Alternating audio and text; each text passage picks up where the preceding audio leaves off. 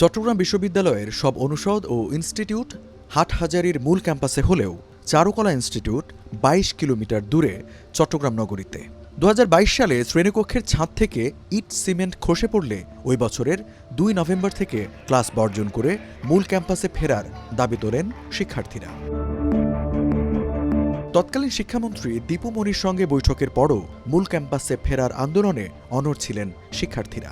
আন্দোলনের মধ্যে বিশ্ববিদ্যালয়ের প্রশাসন ২০২৩ সালের ২ ফেব্রুয়ারি ১ মাসের জন্য ইনস্টিটিউট বন্ধ ঘোষণা করে।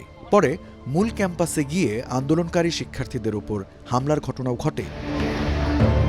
ছাত্র জনতার আন্দোলনে আওয়ামী লীগ সরকার ক্ষমতাচ্যুত হওয়ার মধ্য দিয়ে ক্ষমতার পালাবদলের পর গত মঙ্গলবার থেকে মূল ক্যাম্পাসে ফিরে যাওয়া সহ বিভিন্ন দাবিতে ইনস্টিটিউটের প্রশাসনিক ভবনে তালা দিয়ে আন্দোলন শুরু করেন শিক্ষার্থীরা।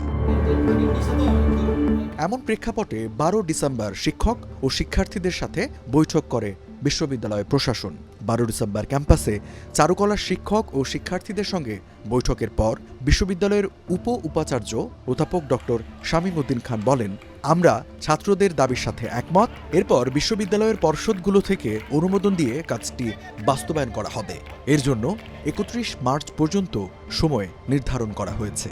চট্টগ্রাম বিশ্ববিদ্যালয়ের এই পুরো যে ২৫০ একর জায়গার মধ্যে চট্টগ্রাম বিশ্ববিদ্যালয়, এর মধ্যে চারুকলা ইনস্টিটিউট আমরা নিয়ে আসার জন্য অলরেডি সিদ্ধান্ত নিয়েছি। এই প্রক্রিয়া শুরু করছি এবং ৩১শে মার্চের মধ্যে আমরা নূতন কলা ভবনে আমাদের অন্যান্য ডিপার্টমেন্টগুলোকে যখন স্থানান্তরিত করব, এখানে যেই স্পেস হবে সেই স্পেসে আমরা চারুকলা ইনস্টিটিউটকে পুনরায় প্রতিস্থাপন করব।